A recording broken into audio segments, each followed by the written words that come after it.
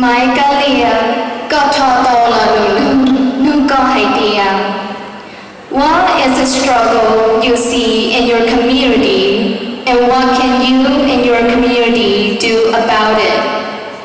What is the struggle you see in your community, and what can you and your community do about it? Luôn ôn nhô, mua cành nhà cây cuốn xó đã chỉ ta chỉ nó. Và có thiên trồng là mê mê sinh sở đời, yếu lọ chi ba sẽ tàu đi chàng. Mua cành nhà cây cuốn xó đã chỉ ta chỉ nó. Và có thiên trồng là mê mê sinh sở đời, yếu lọ chi ba sẽ tàu đi chàng.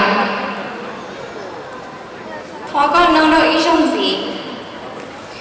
Lu Anki Haitia, what is the struggle you see in your community, and what can you and your community do about it?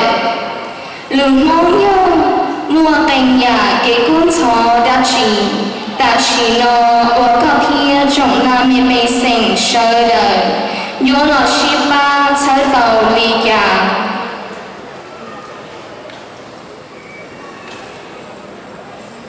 Ô cho nó có là lớn nông. Cô yêu tế có lớn nông xử lý tờ nó. Tên tay giàu ô cái con xó của bọn và biết khả năng mong. Nên là bé lúc community do cái shi sơ ba của nó. Tôi nhớ đây là do gì?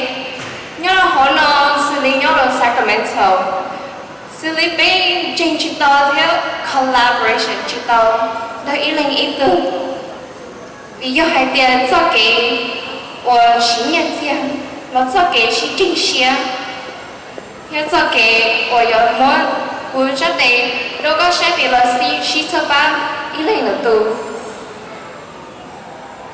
做给呢要做我那边，你要考 struggle， 那得被肯定帮助 community， 有哩个啥嘛，要有个把顾贴个到 community， 我是车 OK。